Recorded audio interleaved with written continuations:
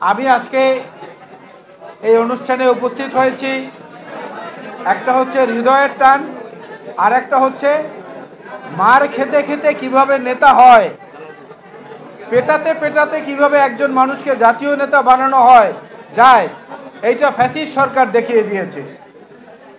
বাংলাদেশের প্রত্যন্ত অঞ্চল থেকে রাজধানী পর্যন্ত নুরুল হক নূরকে যত পেটানো হয়েছে, আমাদের সবাইকে মিলেও শারীরিকভাবে অত আঘাত করা হয়নি।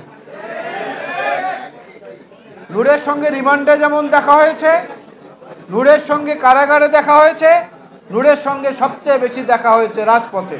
এবং ভিপি নূরের সঙ্গে যারা ছিলেন, ফ্যাসিস্ট বিরোধী আন্দোলনে লিয়াজো কমিটির মিটিংয়ে আমরা যখন বসতাম, আমির খসরু মাহমুদ চৌধুরী সাহেব এবং আমি এবং অন্যান্যরা, তখন আমরা নূরকে বারবার বলতাম, এবং নূরের সঙ্গে আজকে যে ফারুক হাসান আছেন এবং অন্যান্য যারা আছেন তাদেরকে বলতাম, ভাই, স্রোতের মধ্যে ভাগ করা যায় না, নদীর স্রোতকে কাটা যায় না, বেড়া দেয়া যায়, স্রোতটাকে এক ধারায় প্রবাহিত করো।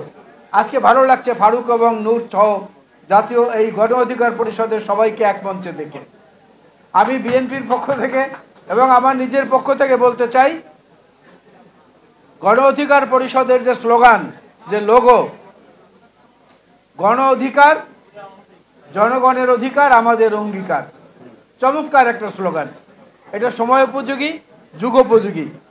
আজকের দিনে যে প্রত্যাশা এবং যে আহ্বানগুলো অন্যান্য নেতৃবৃন্দরা এর আগে তাদের জন্মদিনে দিয়েছেন, তার সঙ্গে তাল মিলিয়ে, সুর মিলিয়ে আমি বলতে চাই, আমাদের মূল প্রতিপাদ্য বিএনপির পক্ষ থেকে বলা হচ্ছে বারবার, বিশেষ করে আমাদের ভারপ্রাপ্ত চেয়ারম্যান জনাব তারেক রহমান বলছেন, সবার আগে বাংলাদেশ। এই সবার আগে যদি বাংলাদেশকে আমরা মাথায় রাখি, নিজেদের মধ্যে ছোট ছোট মতবিরোধ, মতভিন্নতা, এগুলা গণতন্ত্রের সৌন্দর্য, এই গণতন্ত্রের সৌন্দর্যকে বহাল রেখেই জাতীয় ঐক্য প্রতিষ্ঠিত করা সম্ভব, নির্বাচিত সরকার প্রতিষ্ঠিত করা সম্ভব।